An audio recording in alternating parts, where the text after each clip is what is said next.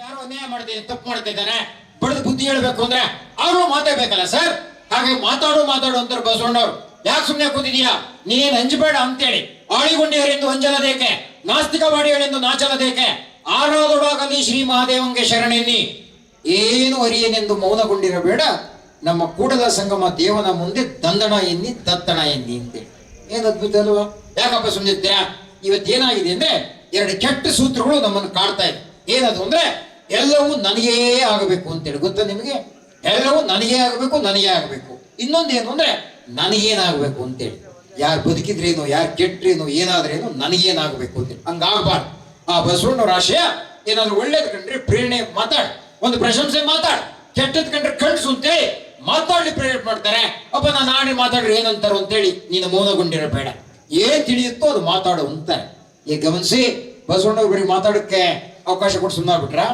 ಬರೀ ಮಾತಾಡು ಅಂತ ಹೇಳಂಗೆ ಸುಮ್ಮನಾಗ್ಬಿಟ್ರ? ಇಲ್ಲಲ್ವಾ? ಮತ್ತೇನ್ ಹೇಳಿದ್ರು ಅವರು?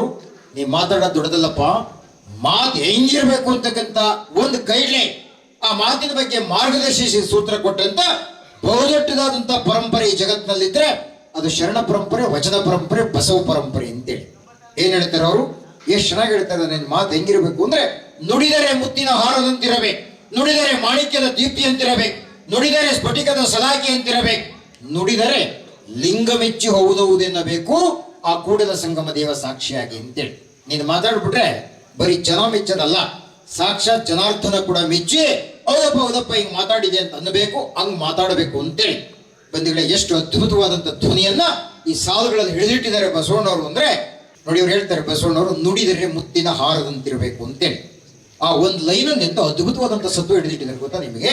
ಗಮನಿಸಿ, ನಿಮಗೆ ಅದೊಂದು ಲೈನ್ ಮೇಲೆ ಬೇಕಾದ್ರೆ ಒಂದು ಮುಕ್ಕಾಲು ಗಂಟೆ ಮಾತಾಡ್ಬೋದಲ್ಲ ಸರ್ ನಾವು. ಏನಂತಾರೆ ಅವರು? ನುಡಿದರೆ ಮುತ್ತಿನ ಹಾರ ಅಂತಾರೆ. ಎಲ್ಲಿ ಸಿಗುತ್ತೆ ಮುತ್ತು? ನಾವು ಹಳ್ಳಿ ಜನ ಏನ್ ಹೇಳ್ತಾರೆ ಹೇಳ್ರಿ? ಅಣ್ಣ ಮಾತು ಹೆಂಗಿರ್ಬೇಕು ಅಂದ್ರೆ ಮಾತಾಡಿದ್ರೆ ಹೋಯ್ತು, ಮುತ್ತು ಹೊಡೆದ್ರೆ ಹೋಯ್ತು ಅಂತಾಳೆ. ಗೊತ್ತಾನೆ? ಆ ಮುತ್ತು ಅತ್ಯಂತ ಬೆಲೆ ಬಾಳ್ತಕ್ಕಂಥ ಜ್ಯುವೆಲ್, ಅತ್ಯಂತ ಬೆಲೆ ಬಾಳ್ತಕ್ಕಂಥ ಒಂದು ಬಂಗಾರ. ಹಾಗೆ ನಿನ್ನ ಮಾತು ಹೆಂಗಿರ್ಬೇಕು? ಮುತ್ತಿದ್ದಂಗಿರ್ಬೇಕು ಅಂತ. ನಿಮಗೆಲ್ಲ ಗೊತ್ತಿದೆ ಮುತ್ತು ಕಲರ್ ಯಾವ್ದು ಗೊತ್ತಾ ನಿಮಗೆ? ಅದು ಬಿಳಿ ಇರುತ್ತೆ ಮುತ್ತು. ನಿನ್ನ ಮಾತು ಹೆಂಗಿರ್ಬೇಕು?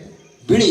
ಅದು ಶುಭ್ರತೆಯ ಸಂಕೇತ, ಅದೊಂದು it is A symbol of purification, ಅದು ಪ್ಯೂರಿಟಿಯ ಸಂಕೇತ. ನಿನ್ನ ಮಾತು ಹಂಗೆ ಪರಿಶುದ್ಧವಾಗಿ ಬೆಳ್ಳಗಿರ್ಬೇಕು ಅಂದ್ರೆ ಶುದ್ಧವಾಗಿರ್ಬೇಕು ಅಂತೇಳಿ. ಮುತ್ತು ಹೆಂಗಿರುತ್ತೆ? ಶೇಪ್ ದುಂಡಗಿರುತ್ತಲ್ವಾ? ನಿನ್ನ ಮಾತು ಅಷ್ಟು ಗುಂಡಾಗಿ ದುಂಡಾಗಿ ಪರಿಪೂರ್ಣವಾಗಿರಬೇಕು ಅಂತೇಳಿ. ಎರಡನೇ ಮುತ್ತಿಗೆ ಎಷ್ಟು ಬೆಲೆ ಇದೆ ಅಲ್ವಾ? ನಿನ್ನ ಮಾತಿಗೂ ಅಷ್ಟು ಬೆಲೆ ಇರಬೇಕು ಅಂತೇಳಿ. ಈಗ ಯೋಚನೆ ಮಾಡಿ, ಒಂದು ಮುತ್ತಿಗೆ ಅಷ್ಟು ಬೆಲೆ ಇರಬೇಕು ಅಂದ್ರೆ ಮುತ್ತಿನ ಹಾರ ಅಂತಾರೆ.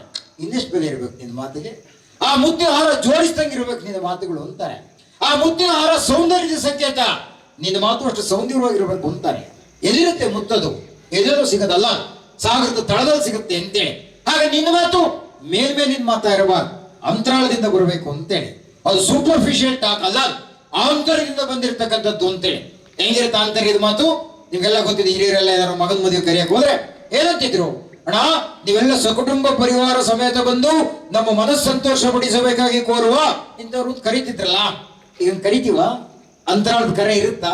ಆ ರೀತಿ ಇನ್ವೈಟ್ ಮಾಡ್ತೀವ? ಹೆಂಗಿರುತ್ತೆ ನಮ್ಮ ಆಧುನಿಕವಾದಂತ ಲೈಫು? ಇಲ್ಲಪ್ಪ ಇಲ್ಲ ಹೊಟ್ಬಿಟ್ಟಿದೀವಿ, ಇನ್ನೇನೋ ಟಿವಿ ನೋಡ್ತಿರ್ತೀವಿ, ಯಾರೋ ಬಂದ್ರು ಅಂದ್ರೆ ಕಸಿಬಿಸಿ ಆಗ್ಬಿಡತ್ತೆ.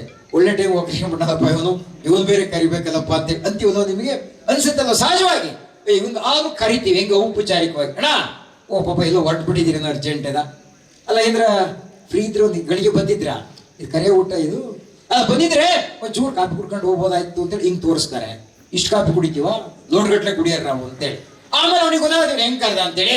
ವಾಪಸ್ ಹೋಗ್ಬೇಕಾರೆ ಹೇಳ್ತಾನೆ, ಅಣ್ಣ ಅವ್ನು ಕರಿಯಬೇಕಾರೆ ಗೊತ್ತಾದ್ರು, ಸುಮ್ಮನೆ ಮೇಲ್ಮೇಲೆ ಕರೆದ ಕಣ ಅಂತೇಳಿ. ಹಂಗಾಗಿ ನಾನು ಹೋಗ್ಲಿಲ್ಲ ಕಣ ಅಂತಾರಲ್ಲ. ಇವೆಲ್ಲ ಸಹಜವಾಗಿ ನಮ್ಮ ವೃತ್ತಿ ಜೀವನದಲ್ಲಿ ನಮ್ಮ ಬದುಕಲ್ಲಿ ಆಗ್ತಿರ್ತಾವಲ್ಲ. ಇದನ್ನು ಗಮನಿಸಿದಂತ ಬಸವಣ್ಣವ್ರು ಹೇಳ್ತಾರೆ, ಹಂಗಾಗ್ಬಾರ್ದು. ನಿನ್ನ ಕರೆಯೋಲೆ ಆಗ್ಲಿ, ನಿನ್ನ ಮಾತಾಗ್ಲಿ ಹೇಗಿರ್ಬೇಕು ಅಂದ್ರೆ ಅದು ಅಂತರದಿಂದ ಬರಬೇಕು ಅಂತೇಳಿ, ಆಂತರ್ಯದಿಂದ ಬರಬೇಕು ಅಂತೇಳಿ ಆ ಮುತ್ತಿನ ಹಾರಕ್ಕೆ ಹೋಲಿಸ್ತಾರಲ್ಲ. ಇದು ಮಾತಿನ ಬಗ್ಗೆ ಕೊಟ್ಟಂತ ನಮ್ಮ ಅದ್ಭುತವಾದಂತ ಶರಣ ಕ್ರಾಂತಿಯ ಒಂದು ಪ್ರತೀಕ ಅಂತೇಳಿ. ಏನ್ ಚೆನ್ನಾಗಿ ಹೇಳ್ತಾರಲ್ವಾ?